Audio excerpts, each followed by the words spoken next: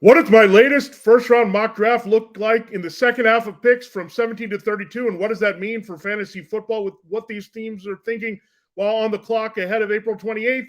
It's time to break it down for you right here and right now as we begin another edition of Locked On Fantasy Football. Are Locked On Fantasy, your daily NFL fantasy podcast. Part of the Locked On Podcast Network, your team every day.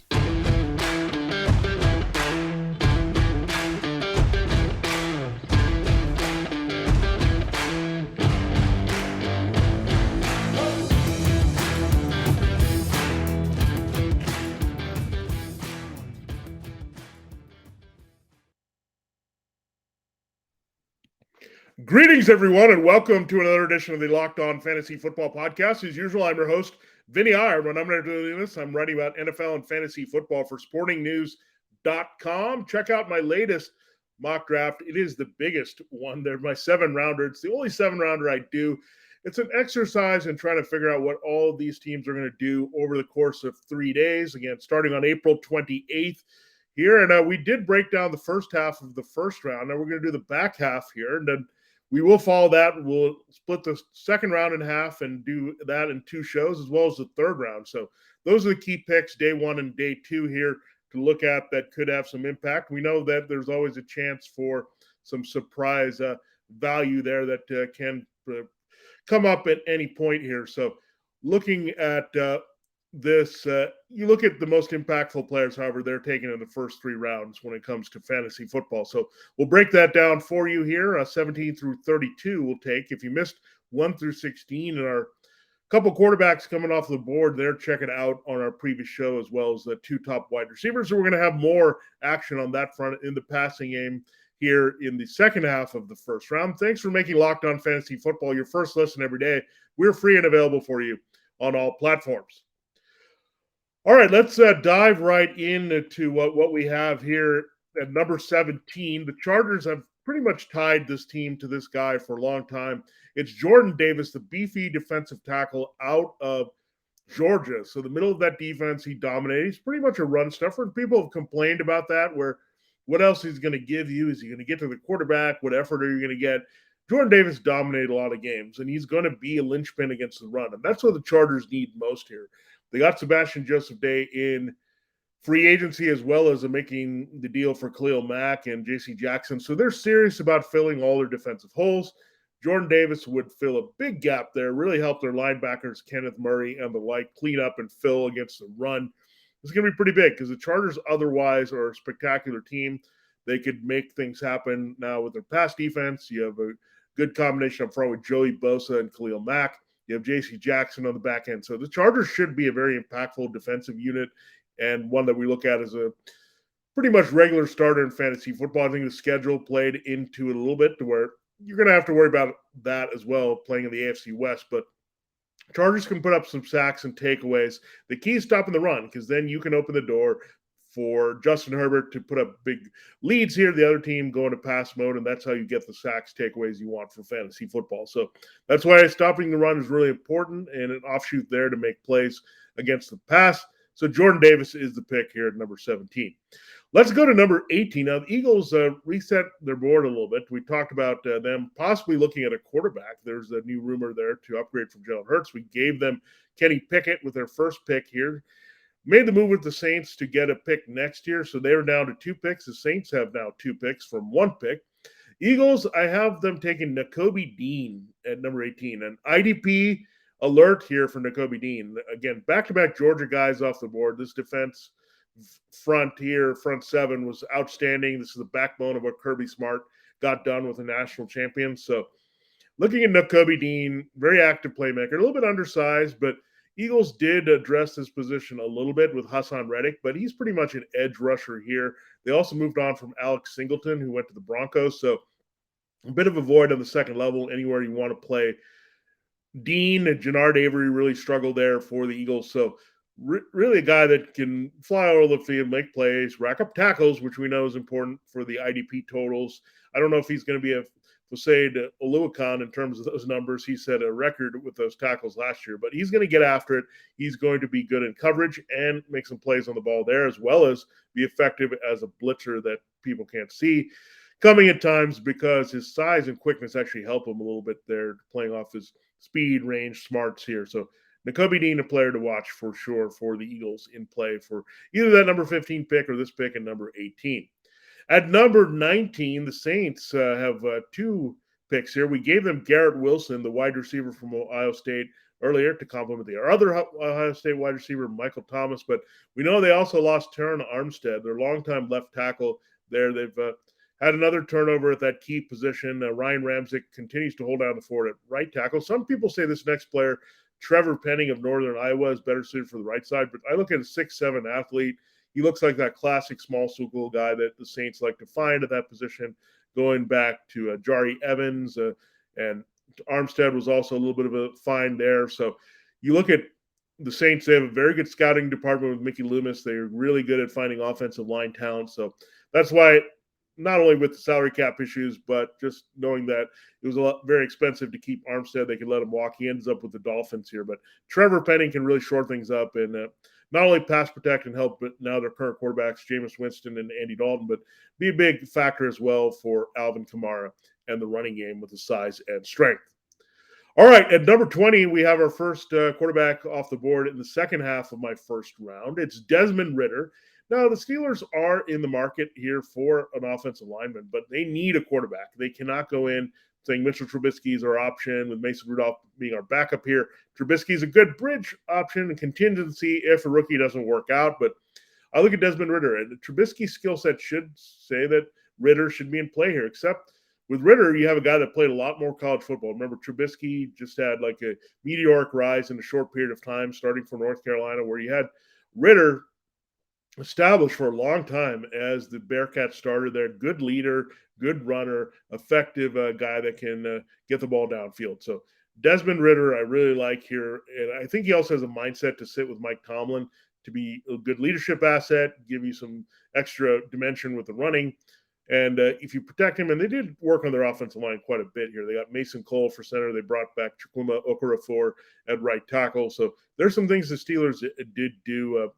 James Daniels there of the Bears as well inside. So they don't need to force it that much here. I don't think the value's here, unless Trevor Penning would still be available for them, which I don't think is going to be the case. So Desmond Ridder, I think he's a guy that you would put on the radar immediately as QB1. Again, we talked about maybe there's a perception that these quarterbacks are not very good in this class, but they also have a really good upside in terms of landing in the right system with the right supporting cast. And if you can last in the 20s as a quarterback and land in the right system, we know that happened for a lot of guys in the past, that you're going to get a lot of effectiveness here. So Desmond Ridder has a good, just a pure skill set. The weapons, Deontay Johnson, Chase Claypool, Pat Freiermuth, we've talked about it in detail here. The Steelers and can be in good position if they put a rookie quarterback and he can succeed right away. Also playing off the running game of last year's first-round rookie, Najee Harris. Finally, this segment will end looking at the Patriots. They have their eye on all the receivers in this draft. Chris Olave here and what they can do. And Garrett Wilson is also going to be in play for them. But I also like Jameson Williams. Remember, there's that Alabama comfort level. Now, the one thing we will note about this situation is that, look, Nick Saban and Bill Belichick are really tight here. Jameson Williams did not play with Mac Jones, so that's interesting because last year we had a lot of hookups. If you remember, Tua Tagovailoa with the Jalen Waddle, you had Jalen Hurts with Devonta Smith. This situation is a little different. Williams came there. He transferred actually to get away from Olave and Wilson to play a little bit more at Ohio State, went to Alabama, stand out as their number one, post Devonta Smith and Jalen Waddle in that passing game. So really made a lot of plays here for them. And good systems, similar systems that you had Jones come out of. So they'll kind of meet in the middle here in the post Josh McDaniels era, I should say, and area. And you look at Williams, look, N'Keal Harry's been disappointing. They got Jacoby Myers and Nelson Aguilar and Kendrick Bourne. These are just role player type guys at this point. They need a bona fide number one. Williams can be that, can stretch the field, coming off an injury, but the Patriots can be patient to plug him in as their number one. All right, those are 5 teams in the second half of my mock draft from 17 through 21. We'll get through 22 through 27 in my next segment, and then close with the 28-32 when the Packers and Chiefs are on the clock quite a bit here from the trades involving Devontae Adams and Tyreek Hill. Shady Rays is an independent sunglasses company that gives you the features of $200 sunglasses for a fraction of the price. That means polarized lenses, well-constructed durable frames, and premium high-end finishes. Also something you won't find anywhere else is Shady Rays' Insane Protection Program. Shady Rays includes lost and broken protection on every pair. They will send you a brand new pair of sunglasses if you lose them, no matter what happened. Give them a try. And if you don't love them, you'll pay nothing. It's as simple as that. Plus 10 meals are donated to fight hunger in America when you shop with Shady Rays. Exclusively for our listeners, head to shadyrays.com and use the promo code LOCKEDON to get 50% off 2 or more pairs of polarized sunglasses. That's the promo code LOCKEDON for the best deal of the season, 50% off 2 or more pairs of Shady Rays sunglasses, backed by more than 150,000 verified 5-star reviews. Check it out for yourself. That's Shady Rays and the promo code LOCKEDON for better shades this summer. All right, we'll continue the show here, breaking down the back half of the first round of my 7-round mock draft here at sportingnews.com. Before we do that, I got to tell you, thanks for making Locked On Fantasy Football again your first listen every day. Make sure you're following Locked On NFL, Locked On Experts, covering the biggest stories around the NFL every Monday through Friday in less than 30 minutes. It's free and available wherever you get your podcasts. All right, we're up to pick 22. We just had a wide receiver go off the board in our last segment, Jameson Williams to the Patriots there. So another receiver, Drake London of USC, has been rising up the boards. A little bit of Mike Evans in him, 6'5", big catch radius, can get outside, be a red zone threat, and also stretch the field a little bit. So that's the appeal. The Packers need a replacement number one. Alan Lazard is not going to get done. Neither is Randall Cobb here. Lazard actually could displace Cobb in the slot. You also lost Marquez Valdez-Scantling. He signed with the Chiefs to help offset the loss of Tyreek Hill. So Drake London at number 22, I've gone to the Packers. And the Packers could be in the market for another wide receiver as well. I mean, they got gutted here in a very key position for Aaron Rodgers. They're paying Aaron Rodgers a ton. They got to make sure that they focus on him and getting him the right weapons here, because it's not going to get done. You're not going to get that same MVP level if Lazard and Cobb are your top targets here. Drake London would have a lot of appeal right away as a wide receiver too. That's how high his floor would be, playing with Rodgers, depending on what else the Packers do here. But I get it, he's a rookie, but he's playing with one of the greatest quarterbacks of all time that can get the ball to him. So London would be a great landing spot here with Green Bay. Again, Williams, the temporary expectations, a little bit of 21 with Mac Jones and the Patriots, but whoever lands with the Packers here as a first-round wide receiver is going to have a lot of immediate appeal in fantasy. At number 23, the Cardinals, they have J.J. Watt. They're going for one letter off here and going to Devontae Wyatt. So our third Georgia defender off the board here. They need some help up front. The Cardinals were one of the very old teams in the NFL. They could also look at wide receiver here a bit, knowing that A.J. Green and Christian Kirk were lost in free agency. But I think edge rush and looking up front is very important. They also lost Chandler Jones in free agency to the Raiders. So really the Cardinals have to just get someone in the front seven that can disrupt things and get to the quarterback, and they just need to get younger general. Devontae Wyatt can help them do that. At number 24, the Cowboys took a couple hits, one by choice in cutting La'el Collins from their offensive line. They also could not keep Connor Williams. He moved on to the Dolphins as a free agent. Collins now with the Bengals. So the Cowboys need to find some interior line help to help Zach Martin and Tyler Biadasz inside there. So Kenyon Green going from Dallas to College Station, Texas at Texas A&M. Really good mauler, the best pure guard in this class. We talked about Tyler Linderbaum being a pure center in this class. It's very special with offensive tackles. We went through there, I think. Ike Ekwonu, Evan Neal, both of those guys are versatile, but pretty much stand at tackle. Charles Cross and Trevor Penning are tackles pretty much too because of their size. But Kenyon Green, dedicated guard. They need some better run blocking, young talent there to help Martin getting up there in age. But Kenyon Green makes a lot of sense out of Texas A&M for the Cowboys. They'll be in the market for some pass rush help, some secondary help as well, but the Cowboys should lock into Green here at number 24 to really help their run blocking, and Ezekiel Elliott and Tony Pollard as well.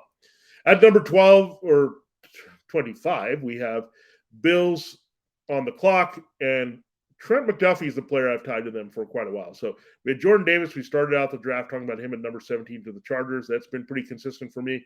I think the Bills could really use McDuffie. They lost Levi Wallace here as a free agent. That was expected. The Steelers didn't give him a lot to take him away, but the Bills needed to move on, and they have Tre'Davious White. They need someone that same style for Sean McDermott and Leslie Frazier, help on the back end. So Trent McDuffie can do that. Good cover guy on the outside and really a special player that can fit their scheme really well to make plays and continue to enhance their playmaking quotient defensively.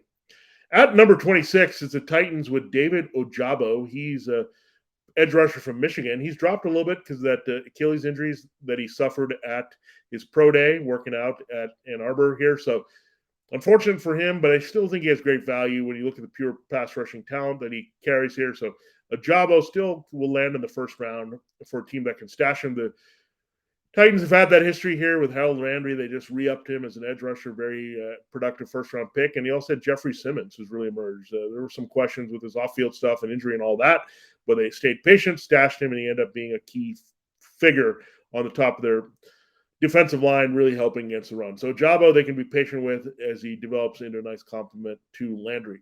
And finally, last player in this segment, we'll talk about the Bucs at number 27. George Karlaftis is what I have, another edge rusher here out of Purdue.